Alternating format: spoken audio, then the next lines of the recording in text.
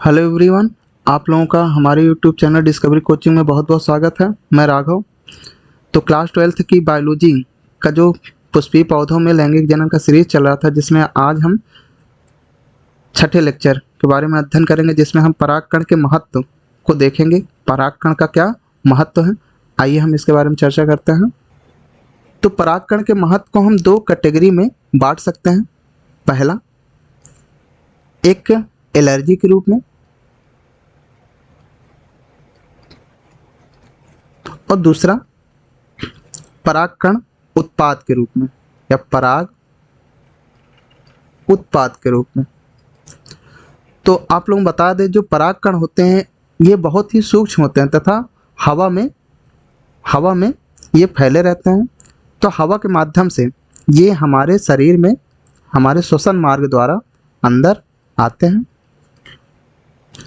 श्वसन मार्ग द्वारा यह हमारे शरीर के अंदर आते हैं, जिसके कारण ये श्वसन विकार उत्पन्न करते हैं। श्वसन विकार उत्पन्न करते हैं। कभी कभी ये जो विकार होता है ये लंबे समय के लिए होता है, जिससे दमा रोग, श्वसनी शोथ आदि जैसे बीमारियां विकसित होती हैं। जैसे कि कुछ पौधे हैं, जैसे सबसे चर्चित है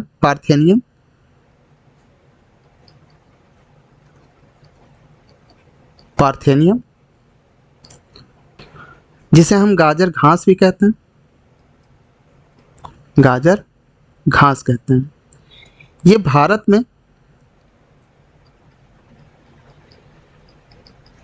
में आयातित मीन्स जो बाहर से आया है। आयातित गेहूं के साथ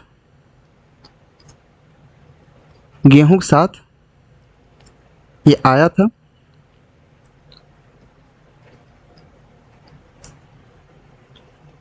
जो परागकण एलर्जी कारक है, ये कौन है? परागकण एलर्जी कारक है। हम बता दें एलर्जी क्या होती है। जैसे हम थोड़ी देर अगर हम पार्थेनियम पौधे के पास रहते हैं, तो अगर हवा के माध्यम से इसका परागकण हमारे श्वसन मार्ग द्वारा हमारे शरीर के अंदर आता है, तो हमको खांसी वगैरह आना चालू हो जाती है, छींकने लगते हैं। तो हम समझ सकते हैं कि हमको एलर्जी हुई है। तो पार्थेनियम के अलावा कुछ और पौधे हैं, जैसे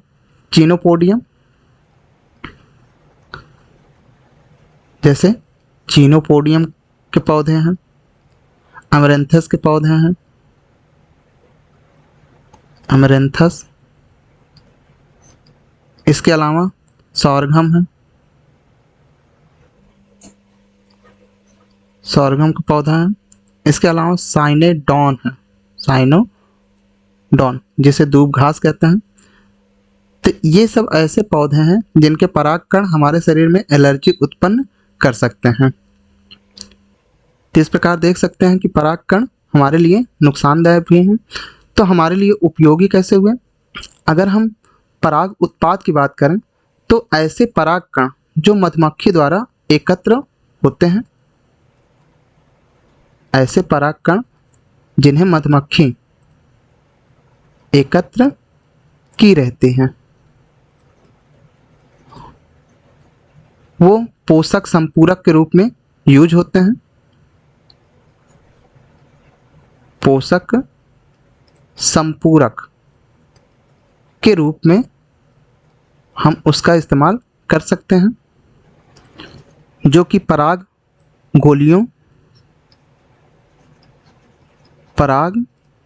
गोली यानी टैबलेट, पराग टैबलेट के रूप में पाई जाती हैं।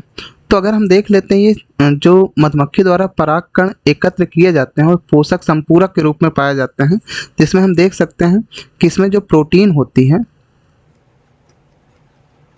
जो प्रोटीन होती है वो 7 से 26% इसमें प्रोटीन पाया जाता है। जो कार्बोहाइड्रेट की मात्रा इन परागकणों में पाई जाती है वो 24 से 48% पाई जाती है। तथा वसा देख लेते हैं, 0.9 से 14% पाई जाती है। तो हम देख सकते हैं इसमें प्रोटीन भी प्रचुर मात्रा में पाई जा रही है, कार्बोहाइड्रेट भी प्रचुर मात्रा में पाई जाती है, जिसके कारण इन परागकणों को हम पोषक संपूरक के रूप में इस्तेमाल करते हैं। तो हम बात कर लें पश्चिमी देशों में। पश्चिमी देशों में ये जो ये भारी मात्रा में पराग उत्पाद गोली के रूप में व सिरप के रूप में बाजारों में उपलब्ध है। इसके अतिरिक्त हम ये देख सकते हैं कि इनका उपयोग खिलाड़ियों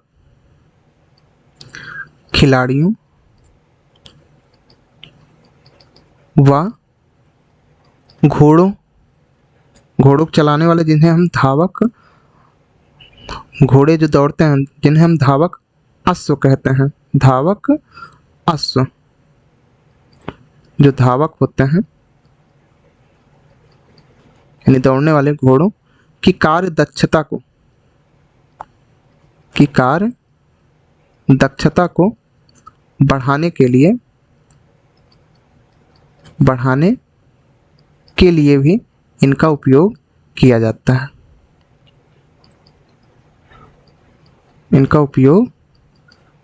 जाता है।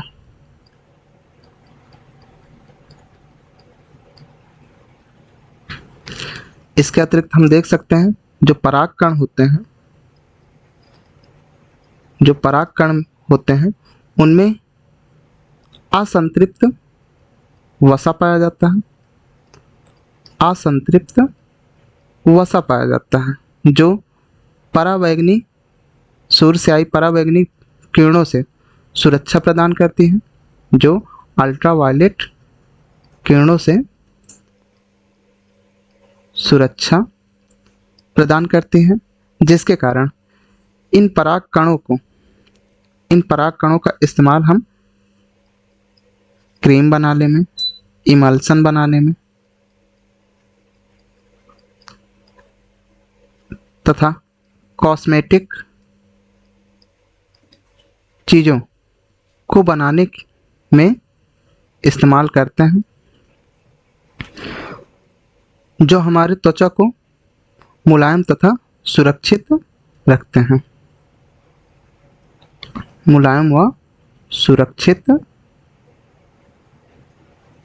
हैं, तो हम देख लिए परागकण के महत्व के बारे में, जो नुकसानदेह भी है तथा इन्हें हम पराग उत्पाद के रूप में भी इस्तेमाल करते हैं।